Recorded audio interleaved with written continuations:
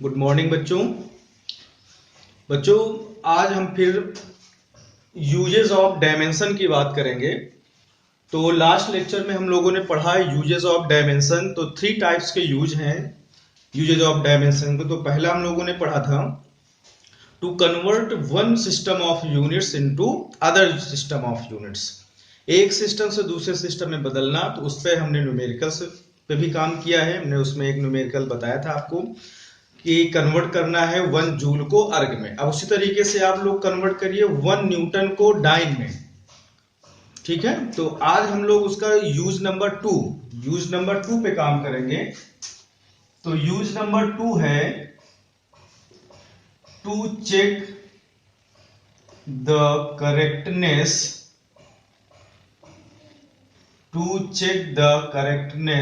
Of an equation. To check the correctness of an equation. एक equation है, उसकी correctness को चेक करना। तो इक्वेशन जो है हम कंसीडर करते हैं। तो ये देखिए यहां पर हम एक क्वेश्चन लेंगे। तो अब इसमें लेकिन देखो हम पहले आपको सिस्टम बता देते हैं करना कैसे होता है चेक करने के लिए। तो इसमें देखो इक्वेशन जो होती है इसमें लेफ्ट हैंड साइड होता है और राइट हैंड साइड होता है। तो लेफ्ट हैंड की डायमेंशन राइट हैंड साइड की डायमेंशन के अगर इक्वल आती है तो इक्वेशन आपका जो गिवन है वो ट्रू होगा। लेकिन अगर ऐसा नहीं होता यानी left hand dimension of left hand does not equal to dimension of right hand then given equation are false. तो इक्वेशन आपका गलत होगा, फॉल्स होगा। तो हम इक्वेशन ले रहे हैं। तो हम देखो 3 इक्वेशन ले लेते हैं। v equal u plus eighty, v equal u plus eighty. दूसरा ले लेते हैं s equal ut plus half eighty square. और तीसरा ले लेते हैं v square equal u square plus 2as। ये 3 इक्वेशन हमने कंसीडर कर लिया है। तो v equal u plus eighty, s equal ut plus half eighty square and v square equal u square plus 2s। आप सबको पता है ये न्यूटन्स इक्वेशन ऑफ मोशन है। Newton's equation of motion. u क्या चीज है? इनिशियल वेलोसिटी है। v क्या है? फाइनल वेलोसिटी है। a क्या होता है? एक्सेलरेशन है। t टाइम है। s क्या होता है? s डिस्टेंस होता है। तो ये सब आपको पता होना चाहिए। तो अब हम देखो पहले इक्वेशन ये v equal u plus eighty की करेक्टनेस को हम आपको चेक करते हैं। तो इसमें हम लोग काम करेंगे पहले इक्वेशन में। अब पहला इक्वेशन है हमारे पास v equal u plus eighty. तो करना क्या होता है, पहले हम राइट हैंड साइड की डायमेंशन राइट करेंगे। तो लिखेंगे dimension of LHS left hand side. Dimension of left hand side. तो लेफ्ट हैंड साइड में क्या चीज है? लेफ्ट हैंड साइड में है v। तो यहां इक्वल करेंगे डायमेंशन ऑफ v। तो v का डायमेंशन लिखेंगे, वो v वेलोसिटी है। वेलोसिटी की डायमेंशन होती है बच्चों lt माइनस 1। तो ये आ गया lt माइनस 1। अब राइट हैंड में आते हैं हम लोग। तो लिखेंगे dimension of right hand side यानी RHS। तो इक्वल अब u प्लस एटी की हमको डायमेंशन लिखना है। क्या किसकी लिखना है? u प्लस एटी की। तो अब u के लिए डायमेंशन हम लोग राइट करें। तो u का डायमेंशन u क्या है? इनिशियल वेलोसिटी है। इसके लिए क्या लिखेंगे? lt माइनस 1 लिखेंगे। lt माइनस 1 लिख लिया। प्लस है प्लस कर लो। a है आपका एक्सेलरेशन। एक्सेलरेशन के लिए हम लोग डायमेंशनल लिखते हैं lt minus 2। lt minus 2 and t क्या है? टाइम है। टाइम के लिए t लिखते हैं। अब इसको अगर सॉल्व कर ले तो lt माइनस 1 प्लस अब ये t और t मिलके हो जाएगा lt माइनस 1। तो यहां पर हम देख रहे हैं कि ये इसके lt माइनस 1 था लेफ्ट हैंड में और राइट हैंड के ऑल टर्म्स जो है lt माइनस 1 lt माइनस 1 है। तो हम लोग क्या कह सकते हैं? So given equation is true. Given equation is true. क्यों ट्रू हुआ?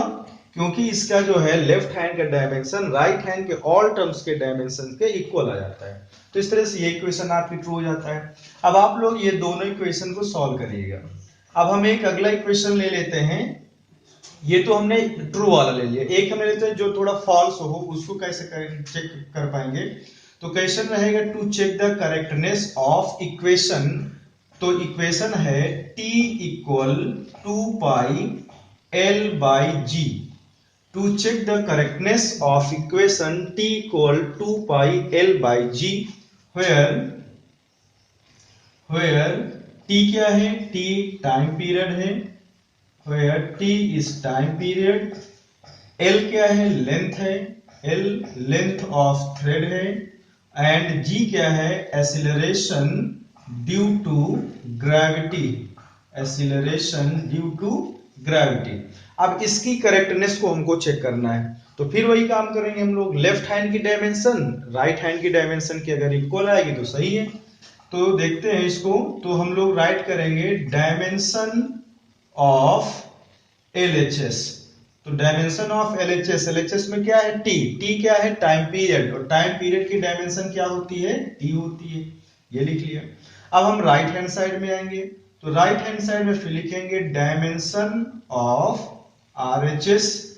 तो RHS की जब डायमेंशन लेंगे तो 2 पाई कांस्टेंट है, इसको छोड़ देंगे, L बाई जी, तो L बाई जी लिख लिया। L की डायमेंशन क्या होगी, L ही रहेगी, and G acceleration due to gravity है, तो इसके लिए हम लोग लिखते हैं LT माइनस 2 लिखेंगे। अब ये T ये L दोनों में कैंसिल आउट हो जाता है, देन बचता क्या है, 1 by T minus 2। T minus 2 को डिनोमिनेटर से न्यूमरेटर में लेके जाओगे तो हो जाएगा टी स्क्वायर। तो बच्चों अब यहां पर हम देख रहे हैं कि डायमेंशन ऑफ LHS जो है t है, लेकिन डायमेंशन ऑफ RHS जो आ रही है वो t स्क्वायर आ रहा है। इसका मतलब ये दोनों मैच नहीं कर रहे हैं। सो हम लोग क्या कहेंगे, so given equation is not true, given equation is not true, तो ये इक्वेशन आपका सही नहीं। तो बच्चों हमको उम्मीद है कि आपको ये सब समझ में आ गया होगा। तो इस तरह से आप लोग और भी क्वेश्चन करेंगे। अब हम इसका यूज नंबर 3 कर लेते हैं, यूज नंबर 3। तो इसको हम इरेज कर देंगे। अब हम लोग आ जाएंगे यूज नंबर 3 में। तो यूज नंबर 3 आपको याद होगा, उसमें यूज नंबर 3 में है to stabilise a relation among various physical quantity. तो हम लिखते हैं इसको, देखिए यूज नंबर 3 को, इसमें है to stabilise a relation, to stabilise a relation among various physical quantity, among various physical quantity. कई सारी आपको क्वांटिटी दी है, तो उससे आपको करना क्या है, एक रिलेशन को फाइंड करना है। अब इसके लिए भी हम एक क्वेश्चन ले लेते हैं, देखते हैं एक क्वेश्चन ले लेते हैं। तो क्वेश्चन ले लें, द टाइम पीरियड, क्वेश्चन ले लें इसमें हम लोग,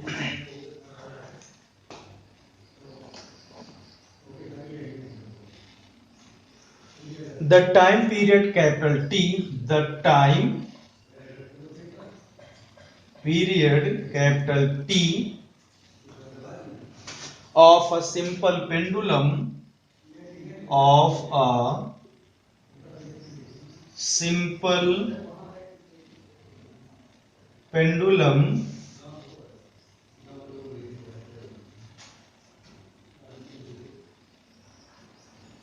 are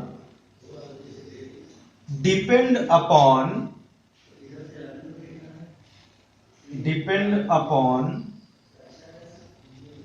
the mass of bob small m, mass of bob small m,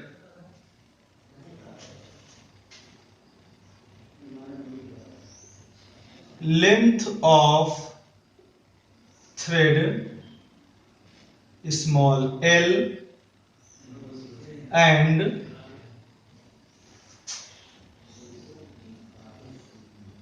acceleration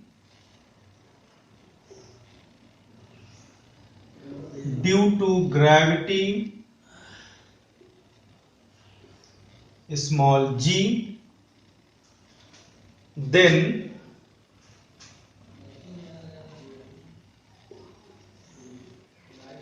establish a relation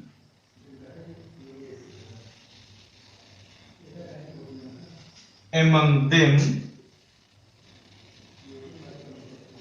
by dimensional method. तो ये आपके पास क्वेश्चन है, देखते एक बार फिर इस क्वेश्चन।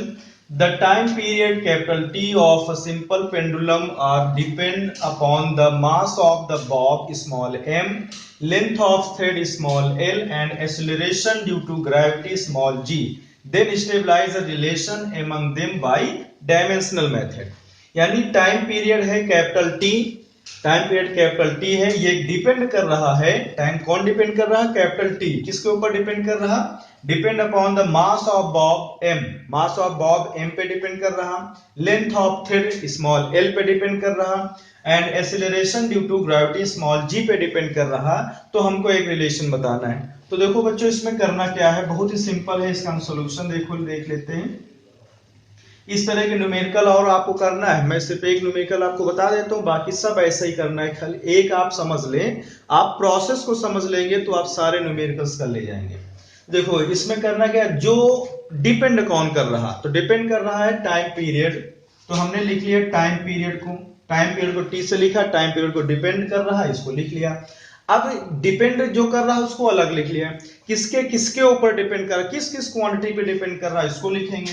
देखो किस क्वांटिटी पे डिपेंड कर रहा है, मास ऑफ बॉब m, तो m पे डिपेंड कर रहा है ना, तो ये हमने लिख लिया m लिख लिया। और किसके ऊपर डिपेंड कर रहा है, l के ऊपर डिपेंड है तो l को लिख लिया। और किसके ऊपर डिपेंड है, g के ऊपर डिपेंड है तो हमने g लिख लिया। इसमें कोई परेशानी तो नहीं हुई किसी को ना, हुई किसी बच्चों को कोई परेशानी नहीं हुई होगी मुझे पता है, क्योंकि बहुत ही सिंपल है भाई। टाइम जो है ये डिपेंड कर रहा था तो इसको अलग लिख लिया। अब जिस क्वांटिटी पे डिपेंड कर रहा है उसको सबको एक साथ लिख लिया। सिंपल सा काम कुछ अपने तरफ से भी करना है, इसको एक प्रोपोर्शनल कर लेना है और इन सभी क्वांटिटीज की अपने मन से एक एक पावर ले लेना है, ABC ले लिया, ठीक, इतना काम आप लोग कर ले जाओगे। फिर करना क्या है, अब प्रोपोर्शनल को साइन में जब हम लोग रिमूव करते हैं हटाते हैं तो इक्वल आता है और एक कांस्टेंट आता है, तो हम वही काम कर लिए। तो t इक्वल किया, एक कांस्टेंट हमने कंसीडर कर लिया k, m to power a, l to power b, g to power c पे एक्सिस्टेंस नोट कर लिया। इसको हम इक्वेशन 1 कह लेते हैं। अब हमको करना क्या है, अब हम दोनों साइड की डायमेंशनल फॉर्मूला को लिखेंगे। तो लिख लेते हैं यहाँ on writing the dimensional formula, dimension of both side, dimension both side, dimension both sides we get. तो अगला काम हमने क्या किया, देखो पहला काम था जो डिपेंड कर रहा था उसको एक किनारे, किसके ऊपर के डिपेंड कर रहा तो उसको एक साथ, उनकी अपने आप से एक एक पावर ले लिया और प्रोपोर्शनल के साइन को हटाते हैं तो एक कांस्टेंट आ गया। अब अगला काम है कि दोनों तरफ के लेफ्ट हैंड और राइट हैंड दोनों की हमको डायमेंशनल फॉर्मूला लिखना है। तो टी का जो डायमेंशनल फॉर्मूला होता है बच्चों वो टी ही होगा, टाइम है तो इसका टी होता है टाइम का, इक्वल के कांस्टेंट है, इसका कोई डायमेंशन नहीं होता है। m मास है तो मास के लिए हम लोग m लिखते हैं, मास के लिए m लिखते हैं, इसकी पावर a है तो पावर a लिख लिया। l क्या है, लेंथ है बेटा, तो लेंथ के लिए l लिखते हैं, हमने l लिख लिया। इसकी पावर b है, b लिख लिया। और g क्या है, एक्सेलरेशन ड्यू टू ग्रेविटी है, तो ग्रेविटी के लिए हम लोग लिखते हैं बच्चे lt-2 लिखते हैं, lt-2 लिख लिया। इसकी पावर c। अब अगला काम क्या है, ये पावर को अंदर भेज दो, तो ये पावर अंदर किया तो m टू पावर a हो गया। l की पावर देखो ये आएगा अंदर b हो जाएगा और ये l के पास अंदर पावर आए c हो जाएगा, तो बेस सेम करके पावर को ऐड कर लेंगे तो हो जाएगा b प्लस c, ठीक है। अब ये बच्चा t है और t की पावर क्या है, -2c हो जाएगा, ये बन गया। अब देखो इधर ओनली t लिखा हुआ है तो इसमें क्या, किसकी ऑप्शन, कौन सा ऑप्शन है इसमें, m नहीं है l नहीं है, तो m l अपने आप से बना लेते हैं, कोई प्रॉब्लम वाली बात नहीं। तो m टू पावर 0 लिख लेंगे, l की पावर 0 लिख लेंगे और t ऑलरेडी है ही है तो इसको इस फॉर्म में हमने लिख लिया, ठीक। अब अगला काम हमारा होता है इसमें कि दोनों तरफ से, दोनों साइड से हम लोग इसके पावर्स को कंपेयर करें। तो राइट करें on comparing on comparing the powers in both sides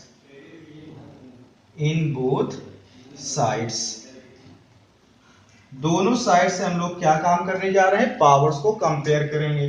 तो यहां पर हम लिखेंगे वी गेट क्या मिलेगा, तो पावर कंपेयर को देखो m टू पावर a, इधर m to power 0, that is a equal 0 मिल गया। फिर आगे बढ़ो, l to power b plus c है, इधर l टू पावर 0 है, तो हम लोग कहेंगे b प्लस c इक्वल 0।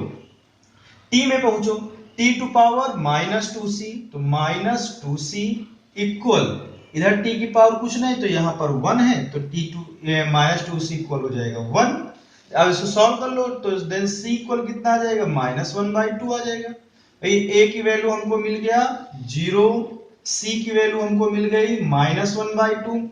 अब जब a है हमारे पास, c है, तो ये c की वैल्यू लाके हम इस इक्वेशन में अगर पुट कर दें, b प्लस c वाले में, इसमें अगर हम पुट कर दें तो b और माइनस 1/2 इक्वल 0, तो b इक्वल हमको मिल जाएगा 1/2।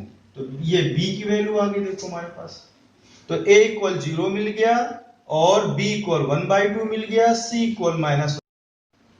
तो बच्चों एक बार फिर से हम इसको रिपीट करते हैं, a की वैल्यू हमको 0 मिल गया, b equal 1/2, c equal minus 1/2। इस तरह से आप लोग वैल्यूज को जो हमने यहाँ पर लेट किया था मालूम कर ले जाएंगे।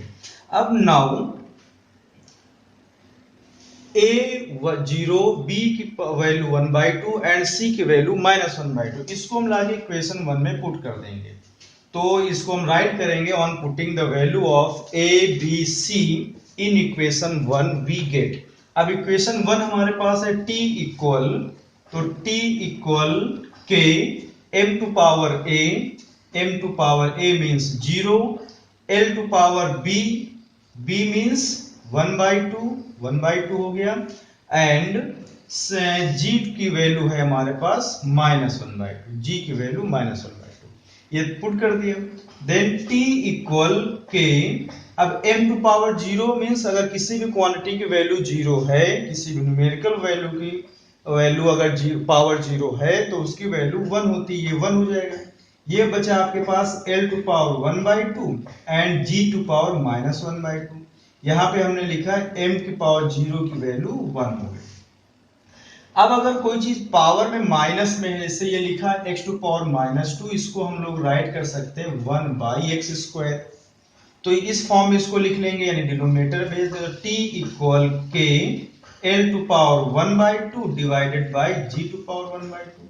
अब 1/2 को हम लोग अंडर रूट बोलते हैं, इसको हम लोग स्क्वायर रूट अंडर रूट कहेंगे, तो t इक्वल हो जाएगा k और अंडर रूट में l/g बन जाए। तो ये आपके पास रिलेशन फाइंड हो जाता है। तो यही आपका क्या है, रिलेशन हो जाता है।